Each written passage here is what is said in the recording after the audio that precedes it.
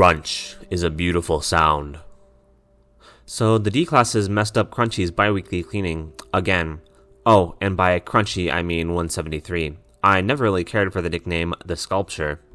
I think Crunchy captures his essence much more effectively. Sorry, it's, not his. I know I'm not supposed to anthropomorphize these things, but it's hard. When it's your job to understand something like this, how can you not try to get inside its head? Take right now, for instance. 2 D-classes just had their necks snapped, and the third's giving it his all to the most important staring contest of his life. He's Amy Ponding it, blinking one eye at a time. I've been told it doesn't work, but Crunchy isn't moving. Why wouldn't it work, after all? We don't know, because we don't know why Crunchy can only move when no one's looking. If it is some sort of quantum wave function thing, then the Amy Pond thing should work. Of course, it could have nothing to do with the quantum wave functions. Maybe he's just shy. If Amy Ponding it doesn't work, then what would happen if someone with one eye looked at Crunchy? We should test that. Out of all the D-classes we have, some of them have got to have only one eye, and no one's ever sent them to 173 for testing? And did we stop using the iPods on this guy? Was that back when we stopped cross-testing everything just because we could? Man, those are the days.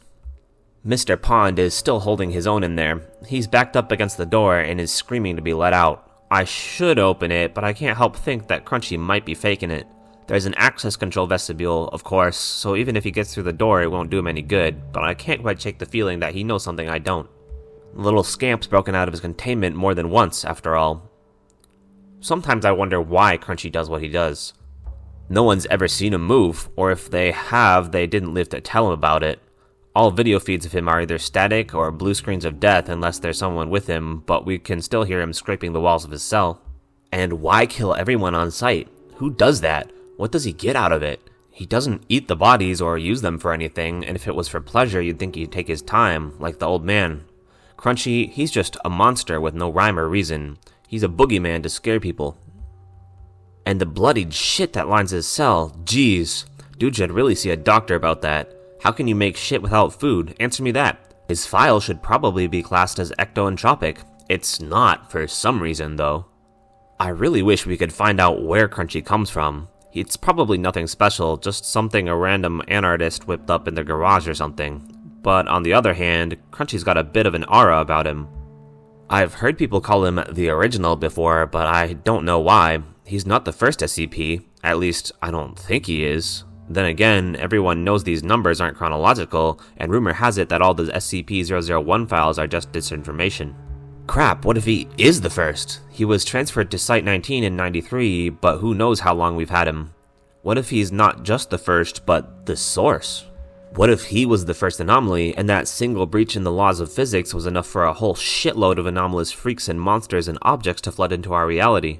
That's a weird thought, right? If 173 never existed, then, for example, Herman Fuller's circus wouldn't exist either?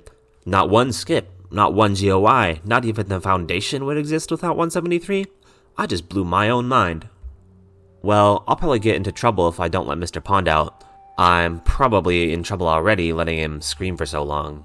The ethics committee has really been cracking down on D-class abuse lately, but that's just a budgetary thing. We can't burn through these guys like we used to. I'll just open the inner door to the vestibule and...